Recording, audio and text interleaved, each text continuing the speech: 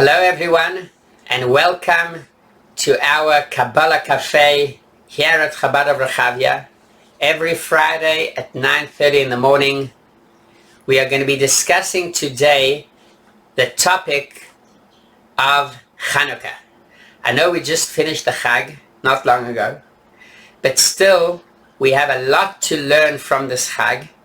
And actually one of the most important messages that this Chag teaches us is that things never end.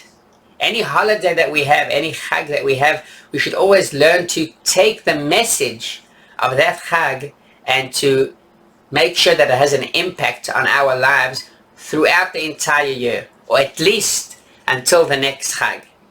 So we are going to be having Tu B'Shvat in about a month and a half from now, and after that Purim, and after that Pesach. But there's a very important message that we can learn from Chanukah.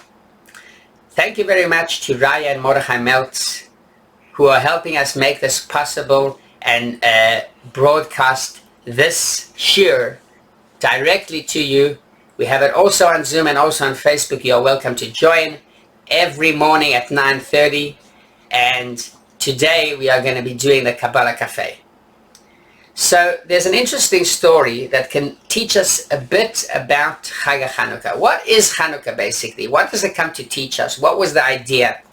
So you know that there are many menorah lightings around the world, gatherings where people come together and light the menorah. This year, unfortunately, because of the corona, there were probably less public, enormous menorah lightings and gatherings. But I'll tell you about a very interesting menorah lighting that takes place every year in Washington, D.C. In the White House, they have this interesting gathering where lots of Congress members and lots of politicians come together, and they all take place in this menorah lighting. The shluchim to Washington, D.C. make sure to organize this menorah lighting. Now, I'll tell you what, not every year the president attends. He does not come every time. But from time to time, sometimes the president might surprise and join this menorah lighting. So this story happened probably around about 40 years ago. Jimmy Carter was then the president. And he decided that he's going to come and take part in this menorah lighting. And he comes to the menorah lighting, and they are about to light the menorah. They are about to light the menorah, but then he noticed something very interesting. He sees that there are only 4 candles. This was the 4th night of Chanukah, and out of 8 potential candles that were able they have place on the menorah, they could have been lit. He saw that they are only about to light 4 candles. So he turns to the rabbi and he asks the rabbi the follows. He tells him, "Tell me, why don't you light the entire menorah? Why are you only lighting 4 candles when there's room for another 4, for 8 candles? Why don't you light every single night 8 candles?" That's what his question was. Now we know that the Talmud teaches us, and the Mishnah talks about it, that there is a big machlokes, an argument between Beis Shammai and Beis Hillel. The truth is that the mitzvah, according to what Chachamim told us, our scholars told us, it's enough to have 1 light per night. Each night you can light just 1 light. Then there is what we call a hidur mitzvah, mahadrin. And there's even a mahadrin, mina mahadrin, where each of us go and light our own menorahs, our own Chanukiot, and we make sure that on the first night we light 1, the second night we light 2, and so on until we light, on the last night of Chanukah, we light 8 candles. That is according to Beis Hillel. According to Beis Shammai, it starts the opposite. We start from 8 and we reduce every single night 1 candle until we end up on the last night of Chanukah. We are going to light just 1 candle. That's according to Beis Shammai. We don't posek the halacha. The halacha isn't like Beis Shammai. We go according to Beis Hillel. And again, the idea is that here we have a special connection to the Chag. We appreciate the holiday of Chanukah, and that's why we do the Hidur Mitzvah. Every day we light a different amount of candles. Because what Chachamim actually asked us is only to light one candle per night. But we add on top of it. So for us it might be clear, but for Jimmy Carter it wasn't so clear. And this is a very interesting question. So the rabbi told him this following answer, and it's an amazing answer. It teaches us a lot about Chanukah.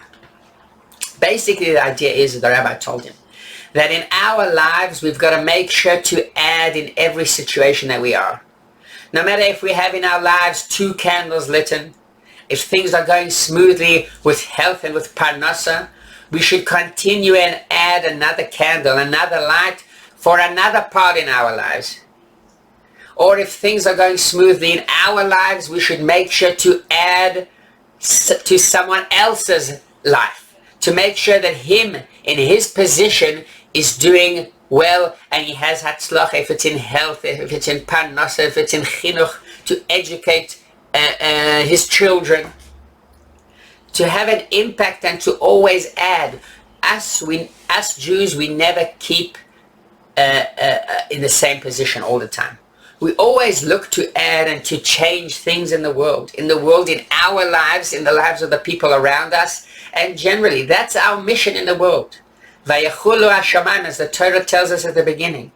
Vayachulu hashamayim, after Hashem created the Aretz and the Shamayim and everything, he still says, Asher bara Elokim, that Hashem created la'asos, in order for us to do.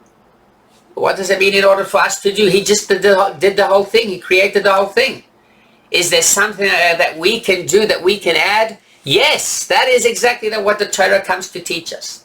The Torah teaches us that no matter what, we always have something to fix, something to change, something to do. And this is the idea of the Chanukah. This is the idea of Chanukah, of the menorah. We can't start lighting 8 candles and continue every night to light those same 8 candles. If you have 8 candles, make sure to light another one. That was the answer to Jimmy Carter. So this is a bit about the essence of the Chag. It teaches us a bit about Chanukah. But I want to talk to you about another part of the Chag. Winning the war. What happened was that basically we were in a big war. Not only a physical war, but a spiritual war also. The Greeks were an empire at that time. They controlled the world, and not only physically, but spiritually also. We all have heard of these amazing scholars that the Greeks produced, such as Aristotle, such as Socrates. Many, many clever people that taught us a lot about ethics, a lot about how we should live our lives. And this was quite a war. It wasn't a simple war. It wasn't something easy. Because the Jewish theology and the Jewish scholars have a different approach to many, many things in our lives. And I would like to point out quite a few. So let's start on with education. By the way, Chag Chanukah, this holiday of Chanukah, is called the holiday of education. It's a time where we should spend to educate our children. Sitting around the Chanukah, around the lighting candles, playing with the dreidel, and eating donuts is basically in order for us to have the ability to educate and to teach our children. Teaching them not only about the Chag, but general about our history, our Jewish history, and about our Jewish way of life. So here is an interesting argument between the Greeks and the Jewish scholars, or to be specific, Rabbi Yoshua ben Hanania. He was once called to have an argument between him and Chachmei Atuna, the scholars of Athens, and they were really a genius people. There's a whole interesting story about the way he even got to them. He even found them. There's going to be actually a JLI course starting Im Yirtzeh Hashem in a month's time, and we're going to come out with more details soon. This JLI course is a very interesting course. We're going to be having 6 lectures, and these lectures are going to be about the Agadot that we find in the Talmud. All the stories that we have in the Talmud, many of these stories don't make sense, but we are going to learn the meaning of these stories together. And stay tuned. We're going to have all the details on the Facebook page of Chabad of Rechavia. You're welcome to contact me or to contact Rabbi Goldberg, and we'll come back to you with more details. So one of the stories about Rabbi Yoshua ben Hanania was that they asked him a very interesting question. They told him, let's say there's an egg here, okay, and basically it died. The Efrach died while it was in the egg. So they asked Rabbi Yoshua ben Hanania, tell me, Rabbi Yoshua, where does the spirit go out from? This egg is a closed egg. There's nowhere to go out. So where does the spirit exit, basically? Where does the spirit go to? If there's no way to leave this closed egg, where does the spirit go? Okay, this is all in a situation where it died at the end of the day. It did not crack through the egg, and it ended up dying. So where does the spirit go to? Rabbi Yoshua ben Hanania replied back, you know where it leaves? You know where the exit is? The exact same place where it entered. The exact same place where the spirit of this future chicken entered the egg, that's where it also can leave from. This is an interesting story. I mean, it doesn't make much sense. I mean, what is the whole argument here? Where does the spirit leave? There's got to be something hidden. There's got to be something here that is hinted in this discussion and in this argument between Rabbi Yoshua ben Hanania and the Greek scholars, because otherwise it just does not make sense. So it's the following. So basically what they were arguing about is whether little kids who are still, they were not fully born, they were not able to achieve anything in their lives, whether they deserve Olam Haba and Gan Eden. What happens if a child, it could be a child in age, but we'll talk also about a child not in age, but a child because he cannot point on a Nobel Prize that he got, or he cannot point on, I don't know, a PhD that he deserved. He cannot point on some major achievement that he has in his life. So he's also a child. And the argument between Rabbi Yoshua ben Hanania and the Greek scholars was whether this person deserves Olam Haba. Does a person or does a child that did not achieve anything, right, in their lives, do they deserve Olam Haba? Where does their neshama go to afterwards? Rabbi Yoshua ben Hanania taught them a bit about a Jewish neshama, or generally about a spirit. They claimed that a person is measured by his achievements. And if he achieved things in his life, then he deserves Olam Haba, he deserves Gan Eden. He has what to live for even after he passes away. Even after he leaves his physical body, you can say that he has a life there above because he achieved something. Because there is a Wikipedia about him. Someone will remember him because of his achievements. That was the opinion of the Greeks. And therefore, a little child that did not achieve anything and his name is not written in Wikipedia, he doesn't have any PhD, he did not receive a Nobel Prize, he did not achieve anything that can be remembered, does not continue on living in Olam Haba. He does not deserve to enter the world to come. But Rabbi Yoshua ben Hanania told them that they are fully mistaken. And neshama, the spirit of a Jew, the spirit of a person in general, is not only measured according to achievements. It's something separate. It's something different. There's the physical body and there's a spirit. the spirit, the neshama, enters and it goes out to the exact same place that it came from. This is the idea of a neshama. A neshama is a chelek Elokim mamash. It comes from Hashem himself. And therefore, no matter what prizes you received in your life, or whether there is a Wikipedia on your name, or whether there's not, it does not make any difference at all, because your neshama is a spiritual part that's connected directly to Hashem, and that goes directly back to him. So of course you deserve Olam Haba. And that's why also children that are young and that were not able to achieve anything in their lives, that is one of the reasons why they also get a part in Olam Haba. So now we can pretty much understand what exactly they were going on about, what exactly they were talking about there in wherever it was, where they had their argument there, whether the spirit of the egg enters or where does it leave. What was that about? So that was about whether we measure Olam Haba and Gan Eden, heaven, whether we say you get it according to your achievements or you get it according to your neshama itself. Of course that it's very, very important to make sure that we enter the world to come with as many mitzvahs as possible and with as many achievements as possible. But that's not the only thing. The idea is, first of all, that the neshama keeps on living even without achievement. It doesn't matter what we did in the world. The neshama is something separate to the world. There's the world, there's a physical body that the neshama enters, and then the neshama leaves it, it's separate. It's two different things totally. So this is about the first topic, about chinuch and about educating children and about education in general and about children in general.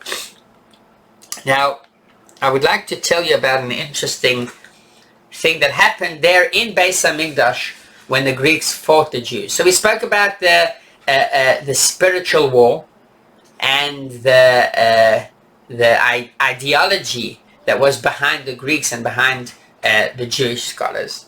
But let's talk a bit about the physical war. So what we have was an interesting tiur in the Gemara that the Gemara brings us. The Gemara talks about in Masechtes Shabbos. It says the Greeks entered Beis HaMikdash and they were obsessively checking, looking all around for what? They were looking for these jars, for these bottles of oil. And what does it say there?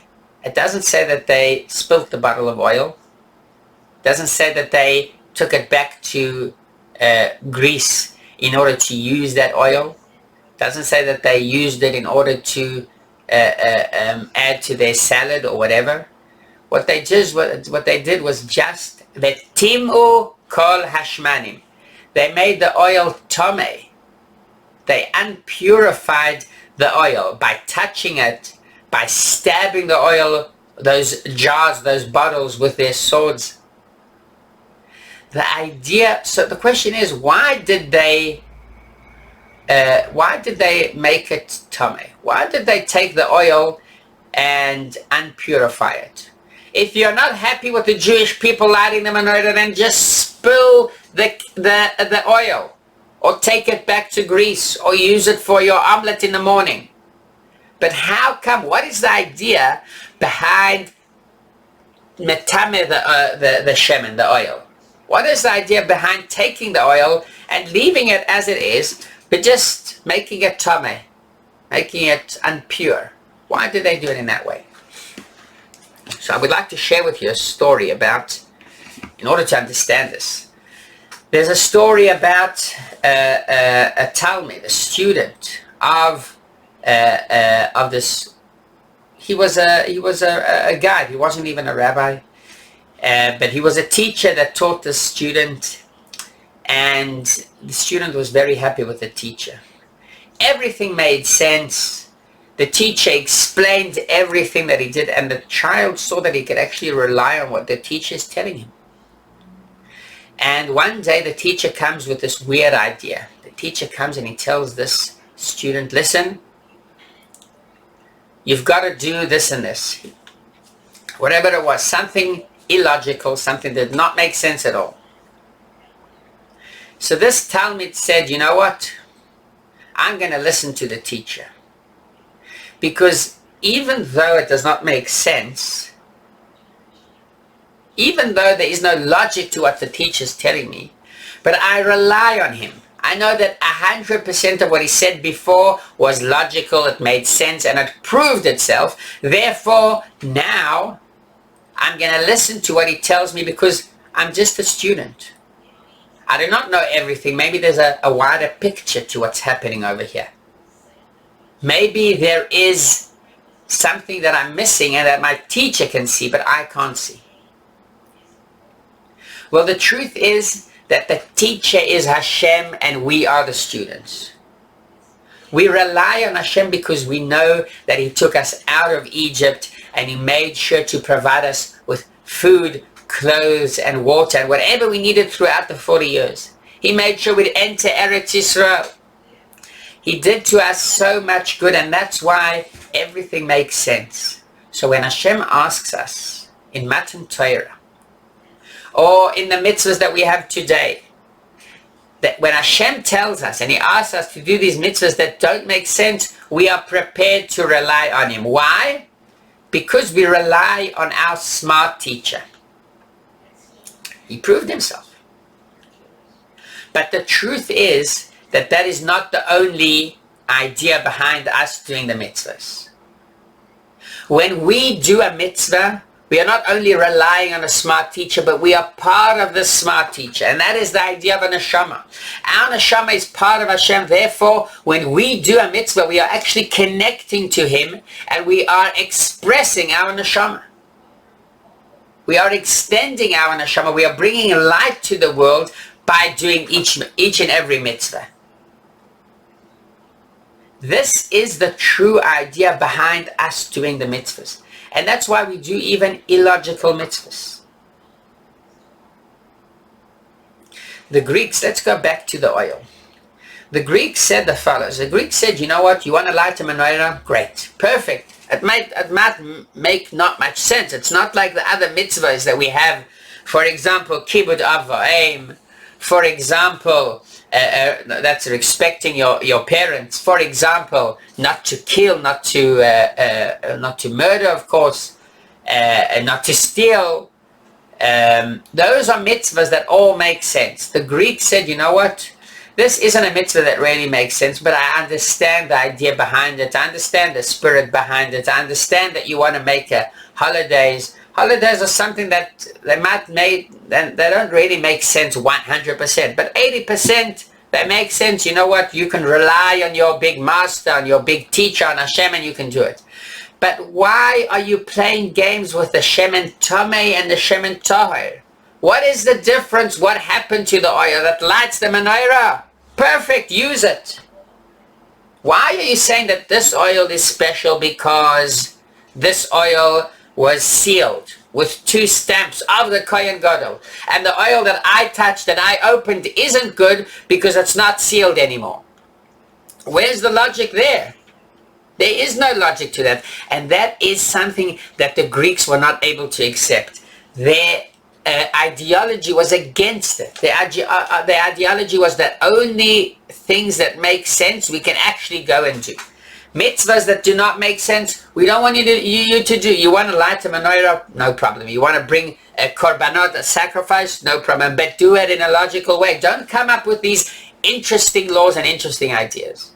But as we said, we listen to the chukim of Hashem. The chukim are things that don't always make sense, but we listen to that because we are part of Hashem. We are connected to him on the deepest level possible.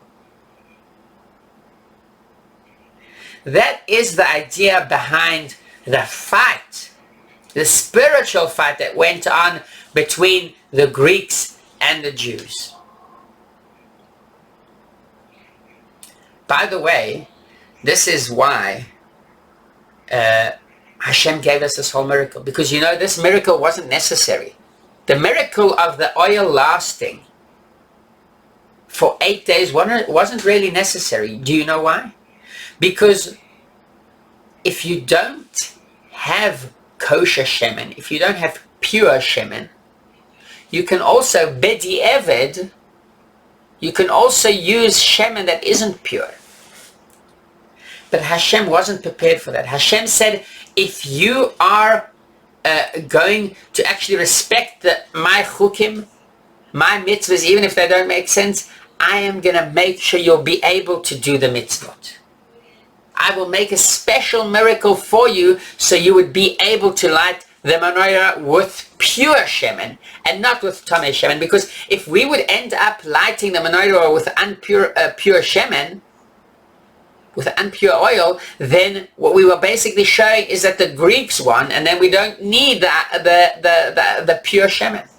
Hashem showed us that He actually appreciates us standing strong and going with all of our truth with the mitzvahs. That is basically the idea of Chanukah. Thank you very, very much for attending this shir, and I'm wishing you all a good Shabbos. Shabbat Shalom.